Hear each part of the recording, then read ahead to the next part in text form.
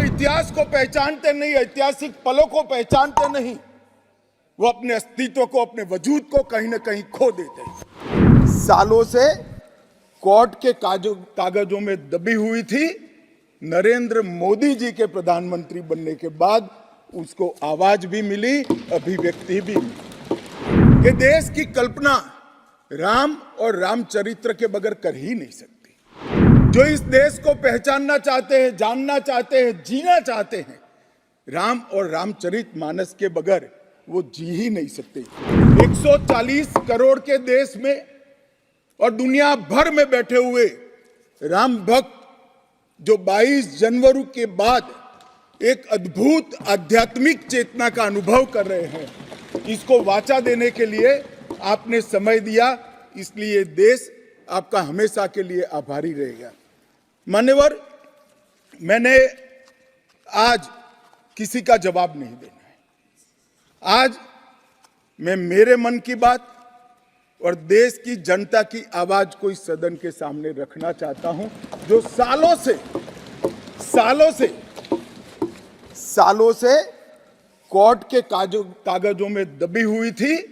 नरेंद्र मोदी जी के प्रधानमंत्री बनने के बाद उसको आवाज भी मिली, अभिव्यक्ति भी मिली। मान्यवर, 22 जनवरी का दिन, भले कुछ लोग कुछ भी कहे, मैं स्पष्ट रूप से देख रहा हूं 22 जनवरी का दिन 10 सहस्त्र सालों के लिए ऐतिहासिक दिन बनने वाला है। ये सबको समझकर चलना चाहिए। मान्यवर, जो इतिहास को पहचानते नहीं, ऐतिहासिक पलों को पहचानते नहीं, वो अपने अस्तित्व को, अपने वजूद को कहीं ना कहीं खो देते हैं। मैं आज फिर से एक बार कहने वाला हूं मान्यवर कि 22 जनवरी का दिन 10 सहस्त्र से भी अधिक सालों तक इस देश का ऐतिहासिक दिन है।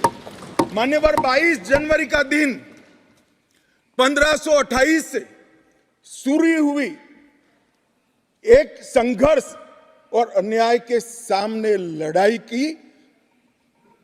का एक आंदोलन के अंत का दिन है।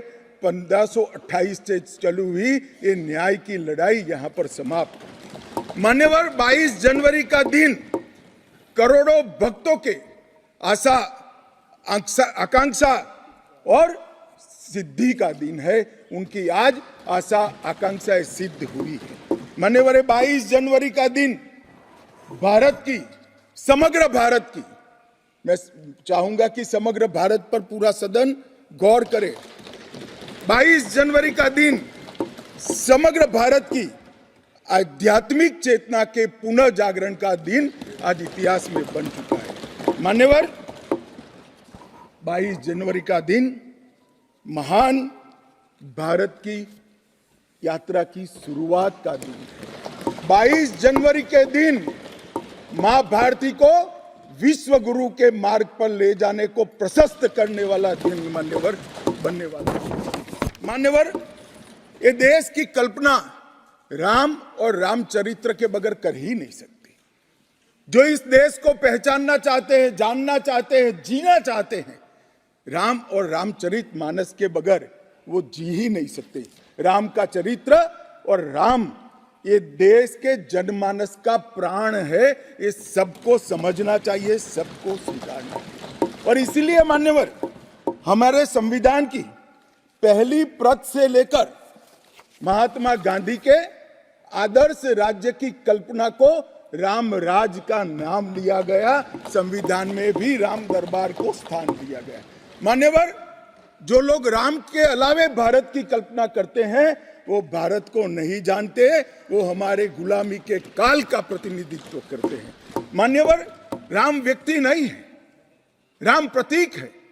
करोड़ों लोगों का आदर्श जीवन कैसे जीना चाहिए, इसीलिए उनको मर्यादा पुरुषोत्तम किया गया। राम का राज्य किसी एक धर्म, एक संप्रदाय के विशेष के लिए नहीं है।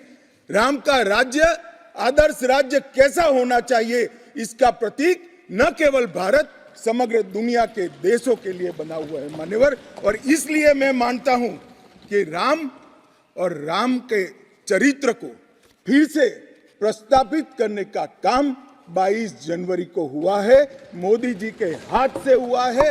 वो इस देश के लिए सौभाग्य का विषय है। मान्यवर, हम सब उन सौभाग्यशाली लोगों में से हैं जो 1528 वहां पर राम मंदिर देखना चाहते हैं। पीढ़ियां चली गई, हजारों लोग, लाखों लोग शहीद हुए, संघर्ष किए, आंदोलन किए, मगर ये दिन देखना स्वप्न में नहीं आया। आज हम सब बहुत सौभाग्यशाली है कि इस देश को हम देख सकते हैं।